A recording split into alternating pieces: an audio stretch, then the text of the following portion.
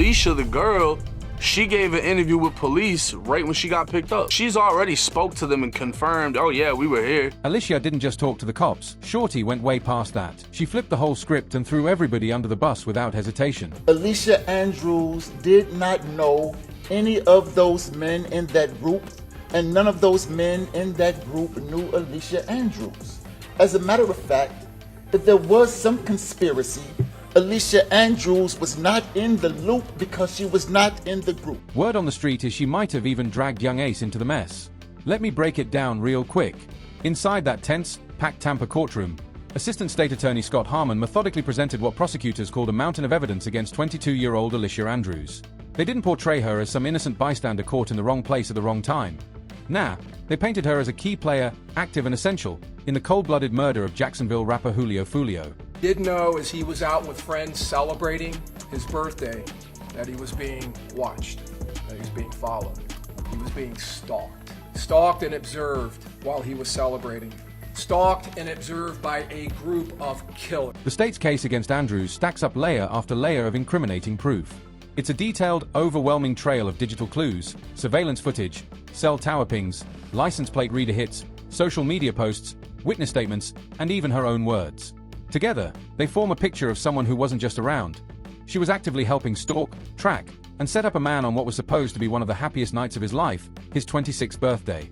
Records show Andrews was in it from the start. On June 21, 2024, she began messaging on Instagram about booking an Airbnb in Tampa for the following day. Hey, could I book a B&B in Tampa? This is 2 days before the murder. She's trying to find lodging for this operation. But this wasn't some casual getaway plan. Prosecutors say that was the first step in setting up a base of operations for what turned into a calculated, precision-style hit.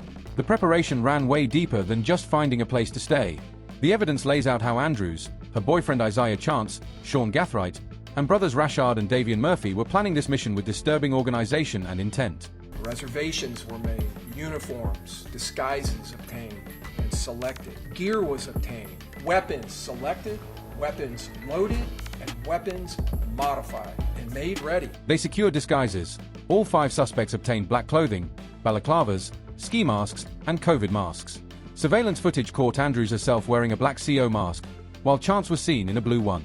This is the Saturday, earlier in the day, before Foolio is going to start appearing at clubs in Tampa. This is the residence of Sean Gathright, one of the conspirators. That is Mr. Gathright walking out with a large duffel bag, and Isaiah Chance walking out with bags. Video from the morning of June 22nd shows Gathright and Chance loading duffel bags packed with weapons and gear at Gathright's Jacksonville home. Then comes the car coordination, another layer of planning that shatters any claim of innocent involvement.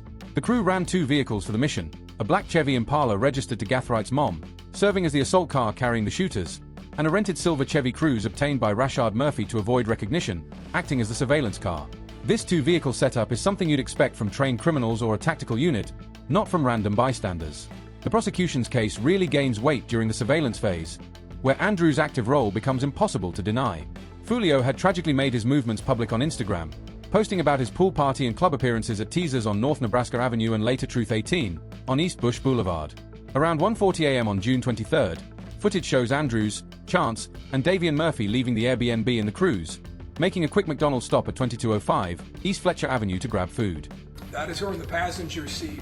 And there's not going to be any doubt about that in this case, because when she's later interviewed by police, she identifies herself. Because you're not really going to be able to see her face, but she says, yeah, I'm in that car.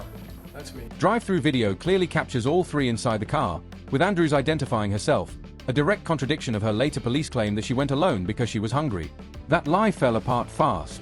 Andrews and Chance, masked up in black CO masks and hoodies, conducted foot surveillance outside Teasers around 2:21 a.m., parking on the north end of the lot. Then later at Truth 18 around 3:11 a.m. prosecutors say they posed as a couple to blend in, serving as lookouts and providing live updates.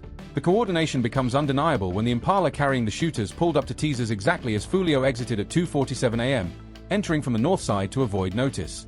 And what happens at 2:47? This car up here in the upper right, that's on that road, which is Nebraska, is pulling in to the north end of the parking lot of Teasers. This wasn't luck. This wasn't coincidence. It was the direct result of real-time intel from lookouts tracking Foolio's every move. Surveillance footage from club parking lots captured the defendant's stalking patterns across 3 different sites, creating a full timeline of coordinated behavior. Cell tower data backed it up. Andrews' phone hit towers at both clubs, the McDonald's, and finally the murder scene. At 4:40 a.m., her phone pinged the tower near the Home 2 Suites by Hilton on Kinley Drive, placing her right at or beside the spot where minutes later, Foolio would be ambushed and killed in a storm of gunfire. The attack was caught from multiple angles, hotel cameras and a Tesla Sentry mode, giving prosecutors a literal play-by-play of the hit unfolding. Around 4:30 a.m., Foolio's entourage pulled into the hotel lot in 3 cars after failing to check in elsewhere. Foolio sat up front in a Dodge Charger driven by Xavier Edwards, feet kicked up on the dash, relaxed, completely unaware that death was waiting just feet away. Andrews' crew entered the parking lot first, making a slow 3-point U-turn for Reckon, passing just feet from the Impala hidden in the shadows. Then came the shooters, Gathright and Davian Murphy with AR-style rifles, and Rashard Murphy with a fully automatic Glock. Dressed head to toe in black ninja-style gear, they moved with practiced precision into position. Moments later, they unleashed an overwhelming barrage of gunfire. More than 50 rounds in what prosecutors call a flawlessly timed ambush.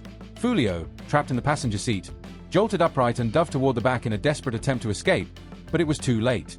3 bullets struck him, 1 through the chest, ripping through his heart, lungs, and aorta, and 2 in the back, piercing his liver. He died instantly, never getting a chance to move. 3 others were hit in the chaos. Edwards, the driver, took a round to the upper right arm. Gino Norris, sitting in back, was shot in his arm as well. Kamiah Bentley, riding in a nearby Nissan, was struck in the upper arm by a stray bullet. The barrage shattered hotel windows, endangering families and tourists, even University of South Florida orientation group staying nearby, all caught in the middle of what looked like a military-style execution. The shooters used brass catchers, leaving no rifle casings, but investigators recovered 31 9mm shells from the Glock. Photos of the impounded Charger later showed dozens of bullet strikes, each marked with yellow evidence tags, a visual reminder of how intense that gunfire was. But the most damning evidence against Andrews came right after the hit, and straight from her own mouth. After the murder, the crew returned to the Airbnb, where Ring camera footage caught them unloading gear like nothing had happened. Now they're unloading, bringing out all of their kit and their gear, their weapons. There's Mr. Davion Murphy. Now they're getting sloppy because it's the next day and all of the conspirators are visible. There's Mr. Murphy trying to go back in. Mr. Gathright walking out with gear. After the hit, Andrews, Chance, and Rashard Murphy ditched the cars and took an Uber back to Jacksonville, where cameras caught them arriving at Gathright spot. When police finally sat Andrews down, she lied through her teeth, denying everything, pretending she had no idea what happened. But what came next blew her defense apart. Under pressure, she eventually admitted what the footage had already shown, that it was her in the videos at Teasers, Truth 18, and the Home 2 Suites parking lot. She confirmed Chance was driving the silver Chevy Cruze while tailing Foolio and even admitted she let him use her phone to message Gathright during the tracking. Her excuse? She said they were just asking about party entry fees and ended up at the hotel because they got lost. Detectives didn't buy it, and the footage didn't lie. When someone's story keeps shifting over simple, verifiable facts, the question becomes obvious. What else are they hiding? When you stack it all together, the evidence against Alicia Andrews is beyond heavy. It's overwhelming. You've got pre-planning messages, vehicle coordination tracked by plate readers, cell data placing her at every key location, surveillance catching her on Reckon, her own admissions, and the post-shooting cleanup caught on Ring Cam. On top of that, she lied repeatedly to investigators. The prosecution tied every thread, digital, physical, and human, into a story so tight it leaves almost no room for doubt. Using modern tech and old-school detective work, they built an airtight conspiracy narrative that reads like something out of a movie. If convicted as charged, Andrews faces a mandatory life sentence. And based on what's been presented, that outcome feels almost inevitable. But even with the deck stacked that high, her defense wasn't ready to fold. What came next was a desperate pivot, a last-ditch effort to flip the script and turn a calculated accomplice into a victim of love and manipulation. Witness testimony and emotional appeals became the backbone of her defense. While the prosecution spent hours stacking their evidence brick by brick, the defense faced an impossible mission. How do you create reasonable doubt when your client's face is on camera, her phone pings line up with the crime, and her lies are on record? Defense attorney Life Malcolm tried anyway. In a 30-minute opening statement, he reframed the entire story, casting Andrews not as a willing conspirator, but as a naive young woman under the spell of an abusive, controlling boyfriend. A pawn in a deadly game she never meant to play. Alicia Andrews did not know any of those men in that group, and none of those men in that group knew Alicia Andrews.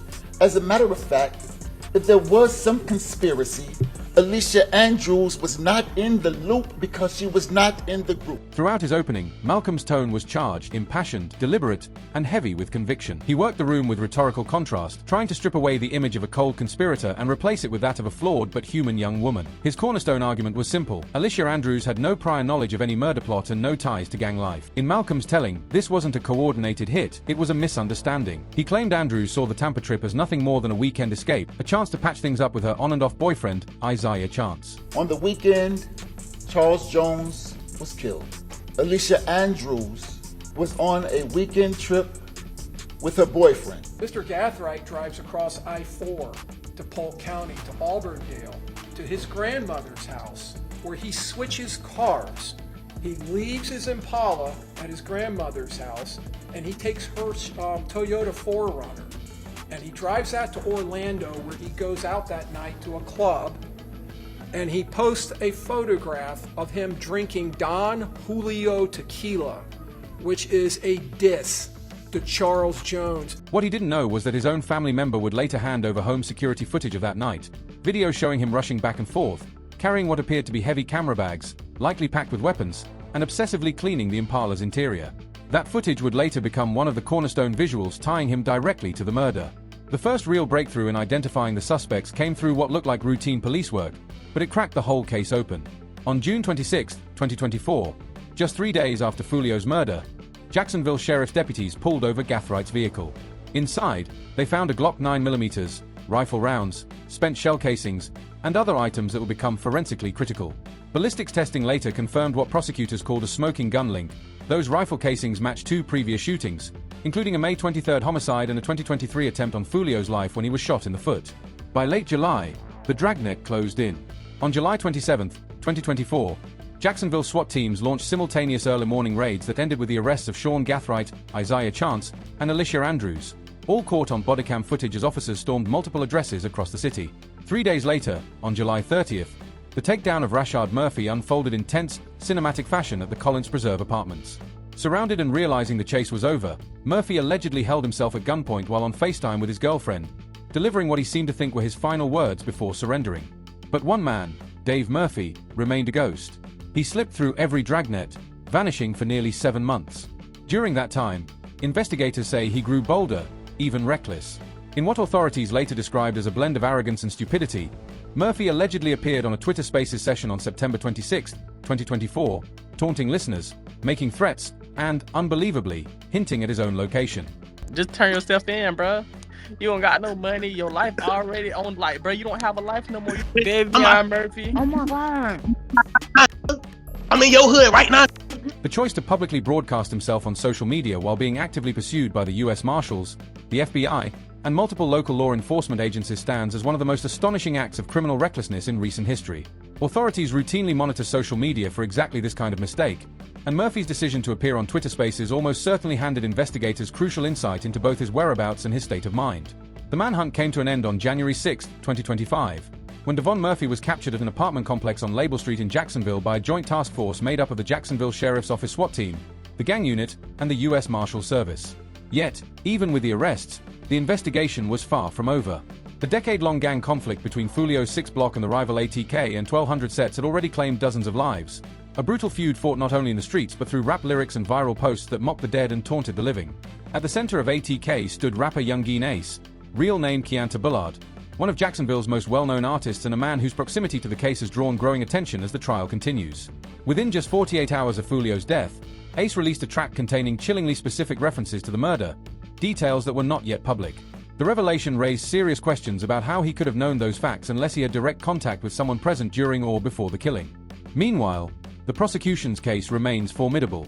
Surveillance footage, cell tower data, license plate reader hits, ballistic forensics connecting firearms to several shootings, eyewitness statements, and even the defendant's own post-murder communications weave an unshakable net of evidence that defense attorneys have struggled to dismantle. If you enjoyed this video, you can explore more stories like this by clicking on the boxes now appearing on your screen.